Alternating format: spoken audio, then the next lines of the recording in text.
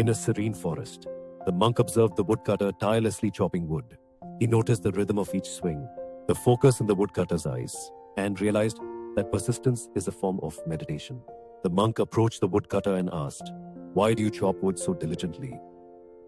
The woodcutter replied, "Each swing brings me closer to my goal." The monk smiled, recognizing the wisdom in his words. The monk then shared, "Every chop is a step on the path of life. Embrace your task, for it teaches patience and perseverance." The woodcutter paused, contemplating the truth in the monk's advice. As the woodcutter resumed his work, he began to see each swing not just as a chore, but as a meaningful act, a chance to connect with nature and himself. Days turned into weeks, and the monk regularly visited the woodcutter, observing how his mindset transformed. The woodcutter's energy mirrored the changing seasons around him. One day, the woodcutter asked the monk, "What is the ultimate goal of this practice?" The monk replied, "To find joy in the journey, not just the destination." Sure.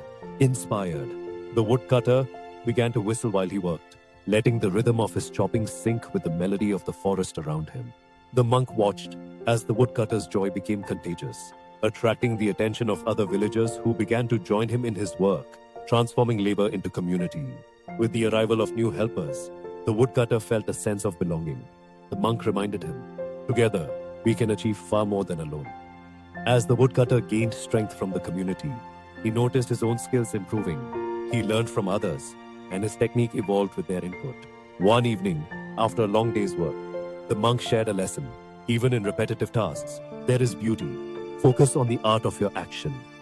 The woodcutter began to appreciate the beauty of the grain in the wood, feeling a connection to nature he had never experienced before. The monk taught him about mindfulness, encouraging him to be present in each moment. The woodcutter learned to breathe deeply as he worked. As time passed, the woodcutter's craft improved, and he started creating intricate wooden sculptures, blending artistry with his skill. The villagers began to see the woodcutter in a new light. They gathered to admire his creations, realizing the depth of his talent. The monk encouraged the woodcutter, saying, "Your dedication has transformed the mundane into the extraordinary. Continue to express yourself through your craft." With each sculpture, the woodcutter infused pieces of his spirit, telling stories of nature and life, inspiring those who beheld them. The woodcutter realized that the act of chopping wood was just a beginning.